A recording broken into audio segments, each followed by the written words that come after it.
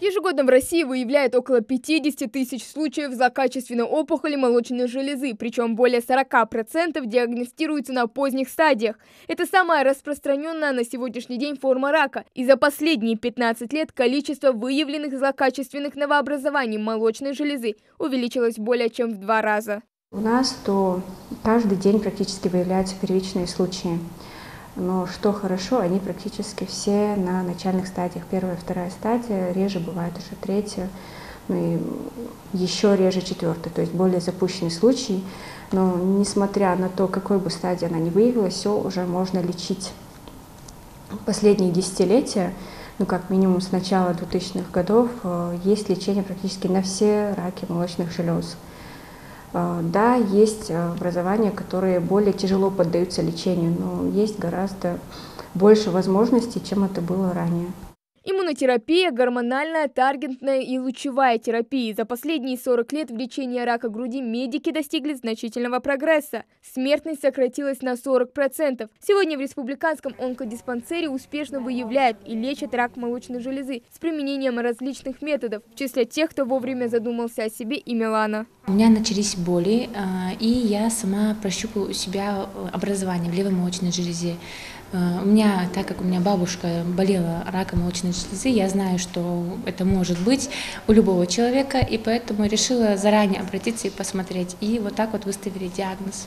Надежного способа предотвратить рак не существует, поэтому Всемирная организация здравоохранения объявила октябрь месяцем борьбы против рака груди еще в 1993 году. Розовый октябрь призван напомнить о важности своевременной профилактики. Факторы образования опухоли бывают самые разные. Если женщина ранее не кормившая грудью, если женщина никогда не рожала детей, множественные аборты, употребление никотина либо алкоголя, также к этому относится гормональный фактор, то есть это повышение уровня эстрогенов. Само качественное новообразование молочной железы может быть гормонозависимым либо гормононезависимым. Последние, они наиболее сложно поддаются лечению.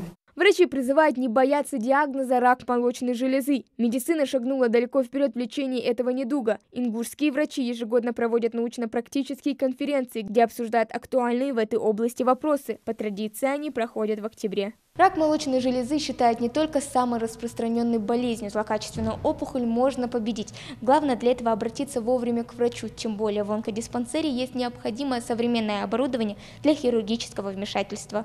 Видеоэндоскоп, передвижная рентгенохирургическая установка, МРТ и многое другое. Оборудование позволяет без дополнительных усилий проводить обследование онкологических процессов на ранних стадиях. Главная задача, которую ставят перед собой врачи, не только спасти, но и дать возможность жить без ограничений. И таких случаев немало.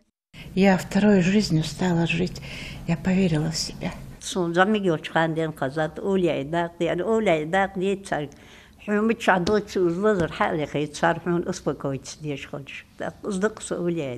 меня внутрипроточная папиллома. 2 месяца я пролечилась, опять сделала УЗИ, пришла, вроде бы чувствую я себя лучше намного.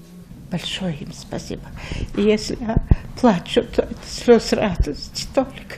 Рак груди может быть диагностирован в любом возрасте. Врачи еще раз напоминают не забывать заботиться о своем здоровье. В онкодиспансере с момента запуска уже проведено более 500 операций различной степени тяжести. И это не предел.